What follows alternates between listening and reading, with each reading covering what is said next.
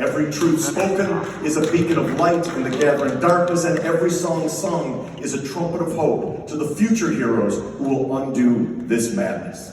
This is not a time to be comfortable, but we can take comfort in our decision to be counted among those who care. Now let me briefly explain to you the seemingly incomprehensible condition of the United States of America in 2025. The USA is founded on two unshakable principles: demanding liberty and embracing white supremacy. This explains the divergent opinions of Trump's opponents. Liberals believe that Trump is fundamentally at odds with core American values, and so we need a different president. Leftists believe Trump embodies core American values, and so we need a different America. We are living in a time where ideas are a crime, where lifestyles are a crime, where skin color is a crime, and so by entering this hall tonight, I, Tom Morello, officially deputize each and every member of this congregation as anti-fascist crime fighters.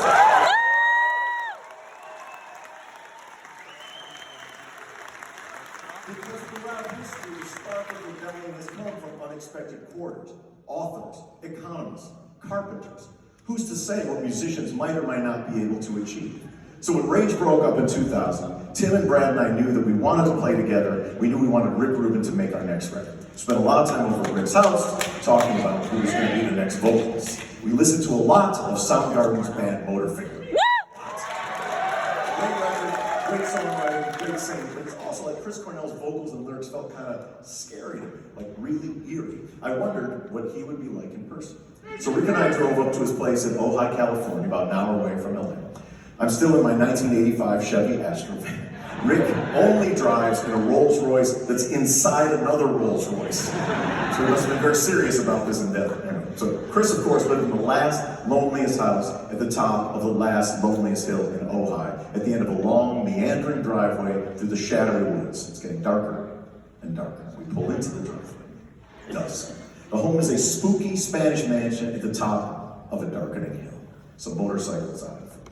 There's this long, like full-on Transylvanian staircase leading up to the huge front doors. So Rick and I are sitting there for a minute, and the regal front doors, I swear to you, swing open, Addams Family style, like nobody opened them. And out walks Chris Cornell, 6'2".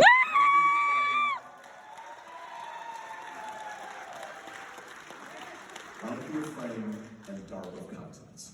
He starts slowly loping down the steps, coming towards us, step by step by step. Rick turns to me and says, "Let's get the fuck out of here." Fortunately, we did stay. And for the next 6 years, it was an honor to be in a band with such a tremendous talent as Chris.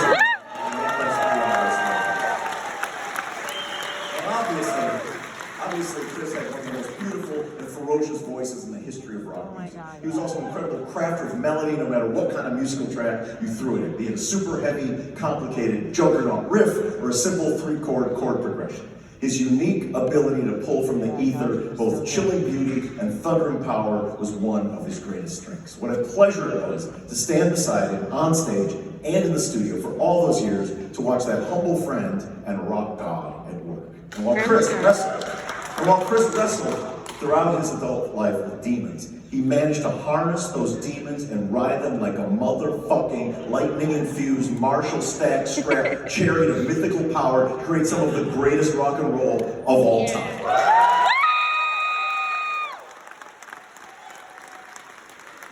Chris was a friend and bandmate, from the first time I heard Loud Love, I never stopped being a fan of him and his great music. In a world where a lot of music and musicians come and go, I know two things that are invincible and will endure forever: Chris Cornell's beautiful voice and our love for him.